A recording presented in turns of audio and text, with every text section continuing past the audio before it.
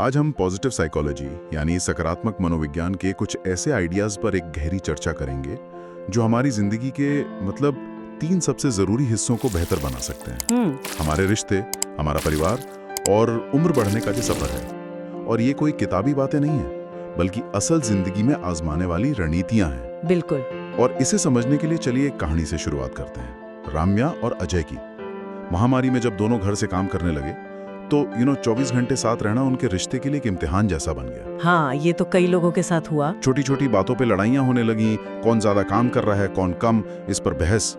लेकिन एक दिन उन्होंने लड़ने के बजाय बैठकर बात की और एक दूसरे की मेहनत को देखना शुरू किया, सराहना शुरू किया, बस एक दूसरे को थैंक यू बोलना शुरू किया। और इस छोटे से बदलाव ने सब कुछ बदल दिया। ये कहानी पॉजिटिव साइकोलॉजी के दिल को छू लेती है। बिल्कुल। इसका फोकस ये नहीं है कि जो टूटा है उसे कैसे जोड़ा जाए, बल्कि ये है कि जो अच्छा है उसे और शानदार कैसे बनाया जाए। ये विज्ञान सिर्फ समस्याओं पर ध्यान देने के बजाय इंसान की ताकत और क्षमताओं को निखारने पर जोर देता है। नजरिया बदलने जैसा है। एग्जैक्टली। बिल्कुल। तो चलिए सबसे पहले घनिष्ठ रिश्तों यानी हमारे क्लोज रिलेशनशिप्स पर आते हैं। हम अक्सर सोचते हैं कि अच्छे रिश्ते तो बस किस्मत की बात है। हाँ, यही सोचा जाता है। लेकिन इन स्टडी से एक बात साफ होती है कि इनमें भी मेहनत लगती है। तो एक रिश्ते को घनिष्ठ या क्लोज बनाता क्या है? क्या चीजें हैं जो... हाँ, ये बहुत अच्छा सवाल है। इन अध्ययनों में 5 मुख्य बातें बार बार सामने आती हैं। ओके। पहला है विश्वास। एक ऐसी सेफ जगह जहां आप बिना किसी फिल्टर के अपनी बात कह सकें, बिना जज किए जाने के डर के। बिल्कुल। दूसरा है एक दूसरे की गहरी समझ। आपको पता हो कि आपके साथी को कॉफी कैसी पसंद है या किस बात से उसका मूड खराब हो जाता है। छोटी छोटी बातें। हाँ। तीसरा है परवाह, एक दूसरे की खुशी और दुख की फिक्र होना। चौथा है इंटरडिपेंडेंस, जहां आपकी जिंदगी की चीजें एक दूसरे से जुड़ जाती हैं। और आखिरी है कमिटमेंट, यानी हर हाल में साथ निभाने का फैसला। हाँ, ये तो रिश्ते की नींव के पत्थर हो गए। लेकिन प्यार, जो इस नींव के ऊपर की इमारत है, उसे समझने के लिए भी एक बहुत दिलचस्प मॉडल है, स्टर्नबर्ग की प्यार का त्रिकोणीय सिद्धांत। ये क्या है? हाँ, ये एक बहुत ही प्रैक्टिकल मॉडल है। स्टर्नबर्ग कहती है कि प्यार एक त्रिभुज, एक ट्रायंगल की तरह है, जिसके 3 कोने हैं। ओके। पहला कोना है अंतरंगता, यानी वो गहरा भावनात्मक जुड़ा हो, वो एहसास कि कोई आपको सच में समझता है। दूसरा कोना है जुनून, जिसमें वो रोमांटिक खिंचाव और शारीरिक आकर्षण शामिल है। और तीसरा कमिटमेंट। हाँ, तीसरा कोना है प्रतिबद्धता, यानी ये तय करना कि आप इस इंसान के साथ रहना चाहते हैं। जब ये तीनों कोने बराबर और मजबूत होते हैं तो उसे वो कंजुमेट लव कहती हैं, एक तरह का संपूर्ण प्यार। ये दिलचस्प है क्योंकि ये बताता है कि समय के साथ प्यार का शेप कैसे बदल सकता है। शायद शुरुआत में जुनून वाला कोना सबसे बड़ा हो। बिल्कुल। लेकिन सालों बाद प्रतिबद्धता और अंतरंगता ज्यादा मजबूत हो जाते हैं। सही बात है। और अगर इनमें से कोई एक या 2 ही कोने मजबूत हों तो प्यार के अलग अलग रूप बनते हैं। जैसे सिर्फ जुनून और अंतरंगता से रोमांटिक लव बनता है, और अगर अंतरंगता और प्रतिबद्धता है लेकिन जुनून थोड़ा कम हो गया है तो वो कंपेनियनेट लव या साथी जैसा प्यार है, जो अक्सर लंबे रिश्तों में मिलता है। हाँ, गहरे और लंबे रिश्तों में। अच्छा, इसी से जुड़ी एक और बात जिसने मुझे चौंका दिया, वो है अडल्ट अटैचमेंट स्टाइल्स। हमारा बचपन असल में हमारी लव लाइफ का ब्लूप्रिंट लिख रहा होता है। ये तो थोड़ी डरावनी बात भी है। ये कि बचपन में हमें अपने माता पिता से जैसा इमोशनल लगाव मिलता है, हम बड़े होकर अपने पार्टनर्स के साथ भी वैसा ही पैटर्न दोहराते हैं। मोटे तौर पर 3 स्टाइल होते हैं। एक है सिक्योर या सुरक्षित, जहां लोग रिश्तों में सहज, भरोसेमंद और प्यार देने लेने में कंफर्टेबल होते हैं। दूसरे होते हैं एंग्शियस या चिंतित, जिन्हें हमेशा डर लगा रहता है कि उनका पार्टनर उन्हें छोड़ के चला जाएगा। और तीसरे होते हैं अवॉइडेंट या परिहारी, जो भावनात्मक रूप से बहुत ज्यादा करीब आने से कतराते हैं। तो अगर किसी को लगे कि उसका अटैचमेंट स्टाइल सिक्योर नहीं है, तो क्या वो इसे बदल सकता है या फिर ये हमेशा के लिए फिक्स हो गया? नहीं, बिल्कुल नहीं। यही तो अच्छी खबर है कि इसे बदला जा सकता है। जागरूकता पहला कदम है और यहीं पर कुछ प्रैक्टिकल तकनीकें काम आती हैं। जैसे एक तकनीक है स्ट्रेंथ स्पॉटिंग। इसका मतलब है अपने पार्टनर की ताकत को पहचानना, जैसे रम्या और अजय ने करना शुरू किया था। अपने पार्टनर की कमियों को नजरअंदाज करके उनके अच्छे गुणों पर ध्यान केंद्रित करते हैं। अरे उन्होंने आज कितना सब्र दिखाया, या वो कितनी अच्छी तरह से चीजों को संभाल लेते हैं। जब हम ऐसा करते हैं तो हम सिर्फ उन्हें ही अच्छा महसूस नहीं कराते, हम अपने दिमाग को भी रिश्ते की पॉजिटिव चीजों को देखने के लिए ट्रेन करते हैं। और शायद इसी से जुड़ा है डॉक्टर जॉन गॉटमैन का काम, जिन्होंने तलाक की भविष्यवाणी करने वाले 4 विनाशकारी व्यवहारों की पहचान की। उन्हें 4 हॉर्समैन ऑफ एपोकलिप्स कहा गया। हाँ, प्रलय के 4 घुड़सवार। नाम तो बहुत डरावना है। नाम डरावना है क्योंकि ये व्यवहार सच में उतने ही खतरनाक है। पहला है क्रिटिसिज्म, यानी आलोचना, जो सिर्फ किसी काम की नहीं बल्कि पार्टनर के कैरेक्टर पर हमला होती है। तुम हमेशा ही ऐसा करते हो। अच्छा। दूसरा है कंटेम्प्ट, यानी तिरस्कार, जिसमें मजाक उड़ाना या नीचा दिखाना शामिल है।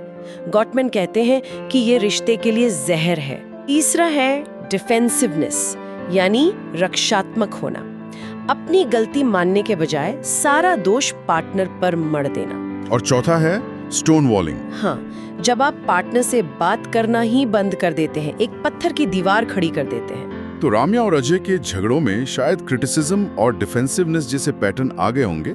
इनसे बचने का तरीका क्या है? इसके लिए गॉटमैन ने इमोशनल बैंक अकाउंट का एक शानदार आइडिया दिया। हाँ। सोचिए कि हर रिश्ते का एक भावनात्मक बैंक खाता है। हर तारीफ, हर मदद, हर प्यार भरा लम्हा उस खाते में एक डिपॉजिट है, और हर लड़ाई, हर ताना, हर अनदेखी उस खाते से एक विड्रॉल है। ओके, ये तो समझ आता है। लेकिन गॉटमैन के रिसर्च में जो सबसे चौंकाने वाली बात सामने आई वो ये थी कि एक विड्रॉल के असर को मिटाने के लिए आपको कम से कम 5 डिपॉजिट करने पड़ते हैं। 5? एक के बदले 5? 5। वाह, मतलब रिश्तों में न्यूट्रल या बराबर जैसा कुछ नहीं होता। अगर आप सिर्फ बराबरी पर चल रहे हैं तो असल में आप पीछे जा रहे हैं। बिल्कुल, आपको हमेशा सकारात्मकता में भारी निवेश करना पड़ता है, सिर्फ रिश्ते को बनाए रखने के लिए। ये तो एक बहुत बड़ी सीख है। और ये इमोशनल बैंक अकाउंट का आइडिया सिर्फ 2 लोगों के रिश्ते पर ही नहीं बल्कि पूरे परिवार पर भी लागू होता होगा, है ना? आपने बिल्कुल सही कनेक्शन जोड़ा, क्योंकि परिवार भी तो कई रिश्तों का एक जाल ही है। हाँ। और अब हम बात करते हैं परिवार की। हमारे सोर्स मटेरियल में आलोक और रूहानी के परिवार का एक उदाहरण है। जब आलोक का एक्सीडेंट होता है तो पूरा परिवार एक होकर उसकी देखभाल करता है। ये हमें फैमिलिज्म के विचार की ओर ले जाता है। फैमिलिज्म? हाँ, जो भारतीय और कई एशियाई संस्कृतियों की एक बड़ी ताकत है। इसका सीधा सा मतलब है परिवार पहले, जहाँ व्यक्तिगत जरूरतों से ज्यादा परिवार की भलाई को प्राथमिकता दी जाती है। तो ये मुश्किल समय में एक मजबूत सोशल सिक्योरिटी नेट की तरह काम करता है। सही बात है। परिवार कैसे काम करता है, इसे समझने के लिए एक सर्कम्प्लेक्स मॉडल का भी जिक्र है। ये थोड़ा टेक्निकल लगता है। हाँ, पर इसे आसानी से समझ सकते हैं। इस मॉडल में परिवार को 3 पैमानों पर देखिए। पहला है कोहीजन, यानी जुड़ाव। परिवार के लोग एक दूसरे से कितना भावनात्मक रूप से जुड़े हैं। दूसरा है फ्लेक्सिबिलिटी, यानी लचीलापन। परिवार के नियम और भूमिकाएं कितनी सख्त हैं। और तीसरा और सबसे जरूरी है कम्युनिकेशन। तो क्या इसका मतलब ये है कि बहुत ज्यादा जुड़ाव भी अच्छा नहीं है? बिल्कुल। सोचिए एक ऐसा परिवार जहां हर किसी को एक दूसरे का फोन पासवर्ड पता है, कोई पर्सनल स्पेस नहीं है, ये जरूरत से ज्यादा जुड़ाव है। इसे एनमेश्ड परिवार कहते हैं। अच्छा। वहीं दूसरी तरफ एक परिवार जहां किसी को पता नहीं कि दूसरा सदस्य क्या कर रहा है, वो अलग थलग या डिसएंगेज्ड है। एक स्वस्थ परिवार इन दोनों के बीच संतुलन बनाता है। तो परिवार में ये सकारात्मकता और संतुलन बढ़ाने के लिए कुछ ठोस तरीके क्या हैं? एक बहुत ही शक्तिशाली तरीका है capitalising on a positive event. जब भी परिवार का कोई सदस्य कोई अच्छी खबर सुनाए, चाहे वो कितनी भी छोटी क्यों ना हो, जैसे आज मेरा प्रेजेंटेशन बहुत अच्छा गया, तो उसे पूरे उत्साह से मनाइए। सिर्फ अच्छा है कहकर मत छोड़ दीजिए। तो क्या करें? सवाल पूछिए, वाह बताओ कैसे हुआ, सबसे अच्छा पार्ट क्या था। ऐसा करने से उस इंसान की खुशी कई गुना बढ़ जाती है और रिश्ते गहरे होते हैं। ये सुनने में तो अच्छा लगता है, लेकिन क्या ये थोड़ा बनावटी नहीं हो सकता?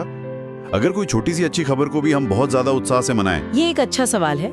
शुरुआत में शायद थोड़ा अजीब लगे, पर ये बनावटी नहीं है। ये एक प्रैक्टिस है, अपने आप को और अपने परिवार को खुशी को पहचानने और उसे सेलिब्रेट करने की आदत डालना। एक आदत बनाना। हाँ। दूसरा तरीका है पारिवारिक रस्में बनाना। ये कुछ भव्य होना जरूरी नहीं है, हर रविवार को साथ में नाश्ता करना या जन्मदिन मनाने का कोई खास तरीका। सही बात है। मेरे एक दोस्त का परिवार है, उनका नियम है कि कितनी भी लड़ाई क्यों ना हो, रात को सोने से पहले सब एक दूसरे को गुड नाइट जरूर बोलेंगे। ये एक अच्छी रस्म है। हाँ, ये छोटी सी रस्म है, लेकिन ये उन्हें जोड़े रखती है। ये रस्में परिवार को एक पहचान देती हैं और मुश्किल समय में स्थिरता का एहसास कराती हैं। ये बहुत अच्छी बातें हैं। चलिए अब हमारी चर्चा के अंतिम हिस्से पर चलते हैं, उम्र बढ़ना। शेक्सपियर ने बुढ़ापे को दूसरा बचपन कहा था। समाज में अक्सर इसे एक गिरावट के तौर पर देखा जाता है। हाँ, बहुत नेगेटिव रूप में देखा जाता है, लेकिन पॉजिटिव साइकोलॉजी इसे बिल्कुल अलग नजर से देखती है। वो दो तरह की एजिंग में फर्क करती है। एक है प्राइमरी एजिंग, जो शरीर की एक नेचुरल प्रक्रिया है, जैसे बालों का सफेद होना, इसे रोका नहीं जा सकता। लेकिन दूसरी है सेकेंडरी एजिंग, जो हमारी आदतों, बीमारी और लाइफस्टाइल का नतीजा है। और इस पर हमारा कंट्रोल होता है काफी हद तक। तो सफल उम्र बढ़ने का मतलब सिर्फ बीमार ना होना नहीं है, बल्कि मानसिक और शारीरिक रूप से एक्टिव रहना और अपने सामाजिक रिश्तों को बनाए रखना है। इस बारे में एक थ्योरी है, सोशियो इमोशनल सेलेक्टिविटी थ्योरी, जो बताती है कि उम्र के साथ हमारी प्राथमिकताएं बदल जाती हैं। हाँ, और ये बहुत दिलचस्प है। ये थ्योरी कहती है कि जब हम जवान होते हैं तो हमारा फोकस भविष्य पर होता है, नई जानकारी इकट्ठा करना, नए दोस्त बनाना, करियर बनाना। बिल्कुल। लेकिन जैसे जैसे हमें एहसास होता है कि हमारा समय सीमित है, हमारा फोकस बदल जाता है। हम भविष्य की तैयारी के बजाय वर्तमान में भावनात्मक संतुष्टि देने वाले अनुभवों और रिश्तों को प्राथमिकता देने लगते हैं। इसीलिए अक्सर बुजुर्ग लोग बड़े सोशल सर्कल के बजाय अपने परिवार और कुछ गिने चुने करीबी दोस्तों के साथ समय बिताना पसंद करते हैं। सही, वो क्वालिटी पर ध्यान देते हैं, क्वांटिटी पर नहीं। तो अगर हम चाहते हैं कि हमारा या हमारे अपनों का बुढ़ापा बेहतर हो, तो इसके लिए क्या किया जा सकता है? सबसे पहला और जरूरी कदम है एजिज्म, यानी उम्र के आधार पर होने वाले भेदभाव से लड़ना।